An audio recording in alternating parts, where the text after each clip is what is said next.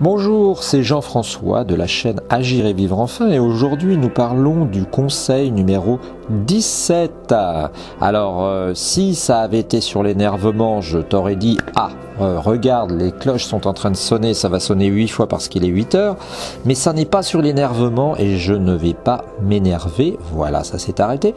Nous allons parler aujourd'hui conseil numéro 17 de laisser couler ses sentiments. Et oui, c'est très important, laisser couler ses sentiments parce que finalement nous vivons tout de même dans une société où il faut dissimuler ses sentiments, où nous sommes amenés dans le cadre professionnel finalement à jouer bien souvent un rôle, à contrôler au millimètre près ce que nous sommes, ce que nous faisons, ce que nous montrons, la manière dont nous sommes habillés, la voiture que nous avons, la manière dont nous sommes partis en vacances, etc. Et dans ce contexte, eh bien, nous sommes souvent bien coincés, serrés, les poings serrés, et nous avons tendance à ne pas nous exprimer. Alors l'autre fait aussi pour un homme dans laisser couler ses sentiments, c'est que parfois, eh bien, pour un homme, ça paraît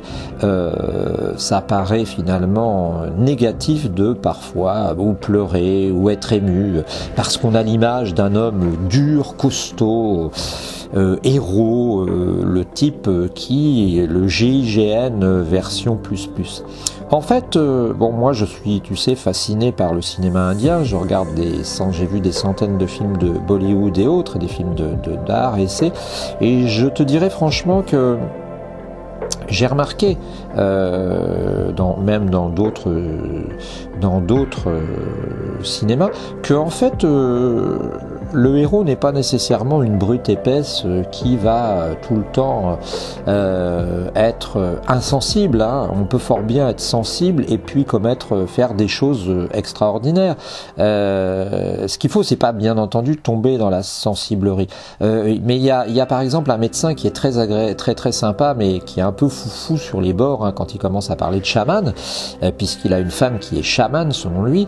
Eh bien, c'est Tal, un médecin suisse qui a fait beaucoup d'expériences, il était médecin généraliste, et en fait il expliquait que c'est très important de laisser couler ses sentiments et que les enfants, entre autres, eh bien, le font facilement.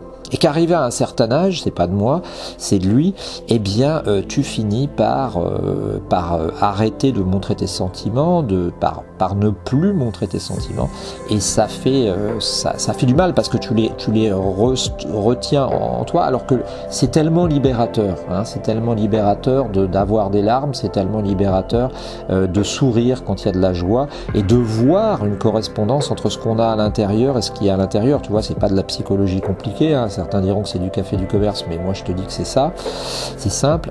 Et voilà, donc laisser couler ses sentiments, c'est important. Moi je connais une pauvre dame que j'adorais, à qui le mari avait dit qu'avant de mourir, quelques semaines avant, puisqu'il savait qu'il allait décéder, il lui avait dit ne pleure pas. Et cette pauvre dame, elle a pris tout au pied de la lettre, et elle n'a pas fait le deuil de son mari, et elle a passé quelques années après, horrible.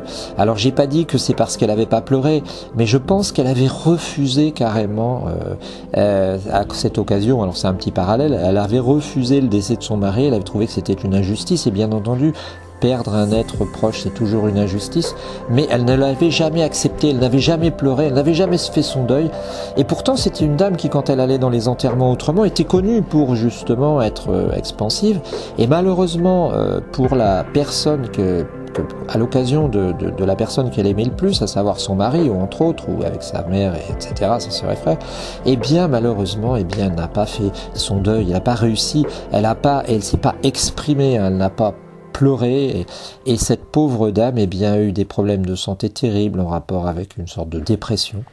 Et bien c'est triste, c'était triste, et je me demande au fond de moi-même si le fait de ne pas avoir exprimé ses sentiments, de ne pas avoir senti les larmes couler sur ses joues, le goût salé des larmes dans la bouche, et bien si ça ne lui a pas grandement nui. Je pense. Alors, il faut pas devenir hypersensible, parce que je parlais de l'hypersensibilité et j'ai déjà fait un sujet là-dessus. mais, je pense que manifester ses sentiments, même tout seul, pleurer, rire, etc., c'est vraiment un conseil formidable hein, pour, un peu comme une soupape de sécurité, eh bien, laisser la pression. Alors, je voudrais pas que tu aies l'impression que je suis simplement une sorte de chercheur de combines, hein, de ficelles. Hein. Si j'essaye d'explorer les domaines, c'est simplement pour essayer, nous tous, d'aller vers le mieux et puis, comme je le dis, de booster notre vie, de tirer le meilleur parti. C'est pas une obsession style à l'américaine, un développement personnel. C'est simplement l'observation rationnelle de phénomènes et puis laisser franchement d'apporter une solution. Voilà. J'espère que tu auras aimé ce programme, que tu auras aimé ce conseil numéro 17.